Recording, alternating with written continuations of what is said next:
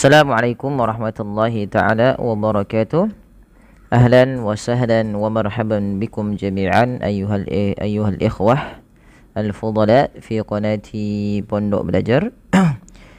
Insyaallah fi hadhihi al-fursah al-thamina sawfa nadrus wa nata'allam darsan jadidan hawla al-jumlah wa takwini al-jumal fil lughatil arabiyyah. Baik, halan wasalan teman-teman, kembali lagi dengan kami di bahasan nahwu atau pembahasan bagaimana cara membuat kalimat. Kali ini kita akan mencoba belajar untuk pembagian kalimat di dalam bahasa Arab serta mengenal pola-pola di dalam membuat kalimatnya. Untuk kali ini kita akan bahas, kalau di sini kami tulis kunci faham bahasa. Bagi kita yang ingin memahami bahasa apapun, perlu kita memahami yang namanya pola kalimatnya. Ya, kunci kita bisa menguasai bahasa, tentunya kita memahami pola bagaimana kita membuat kalimat di dalam bahasa tersebut. Wabil khusus di yang akan kita pelajari itu bahasa Arab. Ya, dalam bahasa Arab itu kita harus mengetahui beberapa pola. Bagaimana cara pembuatan kalimatnya agar kita bisa berbahasa Arab dengan lebih mudah. Maka kita memahami dalam pembahasan-pembahasan dalam video sebelumnya atau bahasan-bahasan awal, setidaknya kalau jumlah mufidah itu kan dalam kiat-kiat belajar bahasa Arab yang kami buat dalam video tersebut dengan judul tersebut, itu ada kuncinya. Kuncinya kan yang pertama, paham kaidah dan hafal mufradat. Nah, ketika kita sudah banyak membuat mufradat, kita harus memahami memahami pola pembuatan kalimat dengan memahami kaidahnya. Oleh karenanya, dalam pembuatan kalimat ini kita akan memperhatikan beberapa faktor.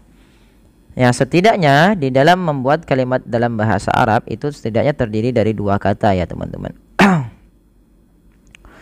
Nah, biasanya bentuk polanya itu ada isim dengan isim dengan fi'il, ada fi'il dan isim.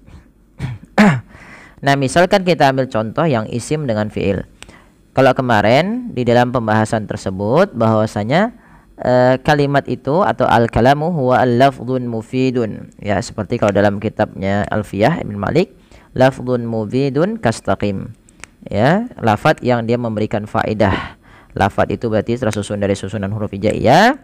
Kalau mufid berarti memberikan faedah kepada sami' an yahsuna as-sukutu 'alaiha, yakni ya ketika itu dia orang yang mendengarkan an yahsuna sukutu 'alaiha, yaitu dia tidak lagi bertanya-tanya ketika diucapkan lafal tersebut. Nah, kalau dalam kitab Nahwul Wadih dikatakan kalimat itu qad tatarakabu min kalimataini au aktsar au fa aktsar. Ya, kalimat itu dalam bahasa Arab bisa tersusun dari dua kata atau lebih, tapi tidak mungkin satu kata. Nah, tapi di dalam bahasa Arab ada kok yang satu kata, misalkan istaqim, istiqomalah kamu. Nah, ini sebenarnya terdiri dari dua kata, istaqim dengan kata takdir, yang ditakdirkan tuh yang sudah dima'rufkan, yang disembunyikan dan dia memahami itu, ya ada takdir antah gitu ya. Ya, ada kata antanya yang tidak ditulis tidak mengapa gitu ya. Nah, itu namanya takdir. Nah, ada yang memang jelas gitu ya secara zahir, ada yang secara takdirnya. Baik, kita contohkan huwa talibun. Nah, maaf ini kurang tanwinnya. Huwa talibun, dia seorang murid. Nah, ini merupakan sebuah kalimat. Yang pertama menunjukkan dia seorang murid, jelas maknanya. Yang pertama dia lafaz, yang kedua dia mufid. Orang yang mendengarkan sudah paham bahwasanya dia seorang murid. Kemudian contoh selanjutnya, isim dengan fi'il. Misalnya Zaidun qama. Ya, Zaidun qama, yaitu Zaid telah berdiri. Atau yang terakhir fi'il dengan isim, contohnya qama Zaidun, Zaid telah berdiri juga. Nah, apa perbedaannya? Ini perbedaan inilah yang nanti akan dibahas di dalam struktur kalimat. Kalau yang pertama itu terbentuk dari dua isim menempati posisi mubtada dan khabar, yang satunya diawali dengan kalimat fi'liyah. Nah, maka kita lihat pada pola pertama dan kedua ini disebut dengan kalimat ismiyah. Ya, yang pertama huwa talibun dan Zaidun qama merupakan isim dengan isim itu nanti menempati posisinya kita akan bahas di bahasan tentang kalimat ismiyah dan kalimat fi'liyah, atau jumlah ismiyah dan jumlah fi'liyah. Yang dimana ya kalimat ismiyah itu biasanya identik nanti diisi dengan kalimat yang diawali dengan isim. Nanti kita akan bahas.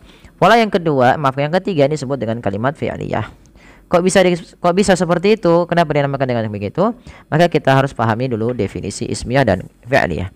Jumlah ismiyah atau kalimat ismiyah gitu ya, dalam bahasa kita kalimat. Jumlah itu dalam bahasa kita kalimat. Tapi kalau kalimatun dalam bahasa Arab itu artinya kata. Nah, sedangkan kalau jumlah artinya kalimat. Maka kalimat ismiyah yaitu jumlah ismiyah adalah kalimat yang diawali dengan kata benda, ya, atau maka fi sadaratihi atau makanat fi sadaratiha, yakni isim gitu. Apa yang di awalnya ada isim dalam sebuah pembuatan kalimatnya. Kita lihat huwa termasuk dari kategori isim, yaitu isim domir, kata ganti untuk orang. Zaidun juga isim karena dia sudah jelas orang. Nah, kemarin kita bahas bahwasanya isim terbagi beberapa, yang diantaranya menunjukkan manusia, hewan, tanaman, dan yang semisalnya. Nah, maka kalau kalimat yang diawali dengan isim dipastikan itu pasti kalimat ismiyah. Kemudian kalau jumlah fi'liyah atau kalimat fi'liyah, kalimat yang diawali dengan kata kerja. Nah, biasanya nanti kalimat ismiyah itu strukturnya adalah mubtada dan khobar. Mubtada plus khobar. Nah, kalau fi'liyah itu biasanya fi'il plus fa'il, ya, fa'il, atau nanti kalau ada sebuah objek gitu ya. Nah, ini fi'il dan fa'il. Nah, baik. Demikian teman-teman, mudah-mudahan nanti kita akan bahas apa itu kalimat ismiyah atau itu jumlah ismiyah dalam videonya. Nantikan pertemuan selanjutnya. Terima kasih, kurang lebih mohon maaf. Jazakumullah khairan. Wassalamualaikum warahmatullahi wabarakatuh.